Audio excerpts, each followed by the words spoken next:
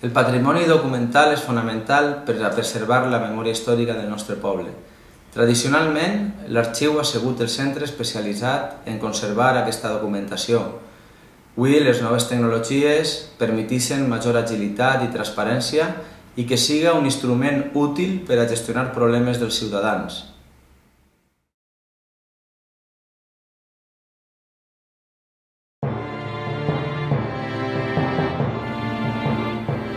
Alineats, classificats, silenciosos, esperant que algú els desperte, armari rere armari, dorm una història més de 7 vegades centenària.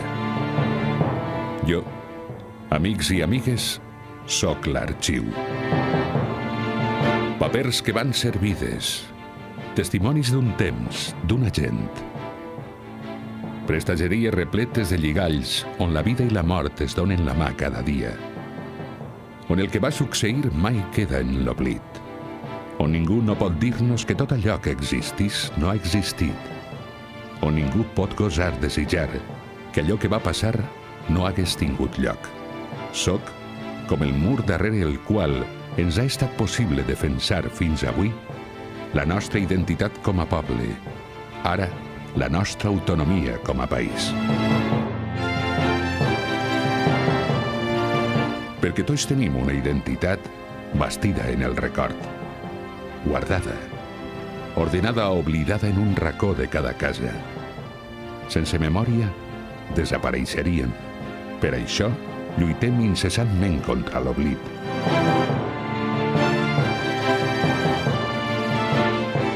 La memòria és feble, per guanyar el pas del temps que es deixa tot escrit.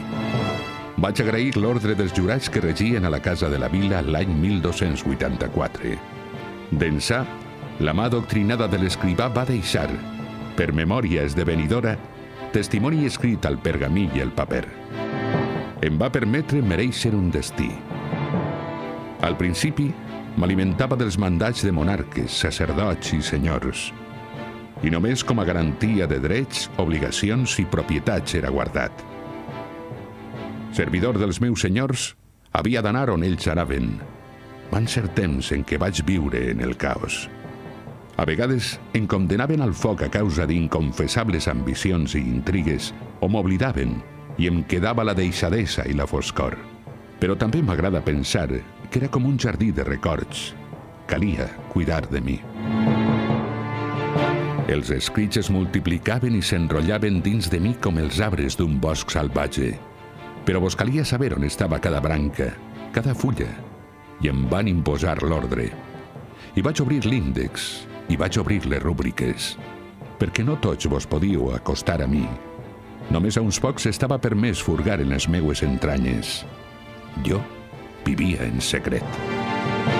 Va ser amb el rei Jaume I. Amb ell vaig començar a tindre arrels a Vila-real. El poble estava viu, bategava. Les vostres activitats es multiplicaven. En conseqüència, jo anava creixent al mateix temps que ho feia el poble. Els primers anys, llargs i foscos, vaig anar d'ací cap allà, de la sala del Consell a la casa de l'escrivà. Al 1424 vos vau adonar que jo tenia les meues necessitats i em vau assignar algú que s'ocupara de mi. Marc Alaceit es va esforçar en mantenir en ordre el descobriment constant de documents que amenaçava de desaparèixer. I arribaren nous temps, on havien entès que en mi estava la memòria dels temps antics. I vosaltres éreu com passatgers ansiosos d'internar-vos pels laberints dels dies viscuts pels avantpassats. Vos havíeu proposat escriure la història i trobar les arrels que havien de demostrar que Vila-real tenia una entitat pròpia. Per això, vos estimàveu tant els escrits i em vau estimar a mi, l'arxiu. M'havia fet major. Els meus laberints d'escrits vos desorientaven i vau decidir reorganitzar-me. Ja no teníeu cap dubte del meu valor històric de consulta. Va ser Lluís Gil qui va imprimir en mi una clara voluntat de recopilació d'una gran diversitat de materials. Però el meu fons documental, un 12 de gener de 1706, es va perdre. Todos los procesos y demás papeles que se hallaban custodiados y archivados en la curia o corte de la justicia de dicha villa, por haber sido quemada dicha corte por las tropas del señor Felipe V. Entre 1721 i 1740, tots els testimonis afirmen que el foc va començar a la Cort de Justícia i es va estendre a la Cort dels Jurats, on estava l'arxiu. D'acord amb l'inventari fet entre els anys 1655 i 1657, a la Cort de Justícia es guardaven 1.091 documents, 862 mans de cort i 229 processos. Aquesta documentació tenia com a dates extremes 1520 i 1705. Tota aquesta documentació es va cremar. El 1990 en van obrir al públic i molts vau poder veure per primera vegada els records que guardava. Des que vaig arribar a la xarxa, cap a la meitat dels anys 90, 715.000 persones han consultat aquest fons des de qualsevol racó del món.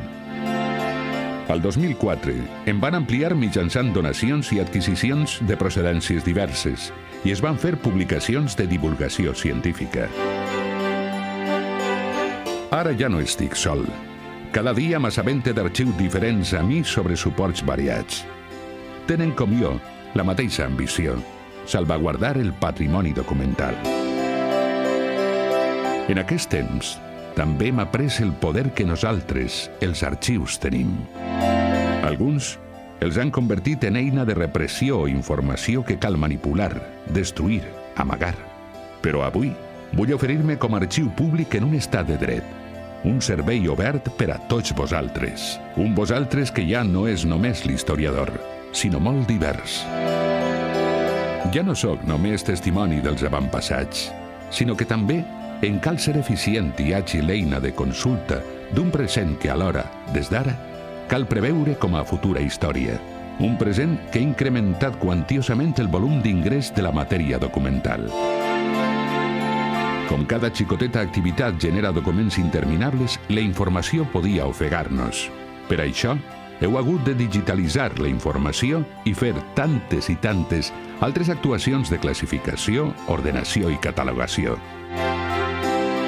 Documents que ara estan a l'abast de la consulta de l'investigador i difonen el teixit social amb un ampli programa de divulgació històrica i pedagògica. Per a tot arxiu, Memòria de la Humanitat, és un punt bàsic garantitzar la durabilitat del seu patrimoni. En aquest sentit, l'arxiu disposa d'instal·lacions que proporcionen les condicions òptimes de conservació del fons.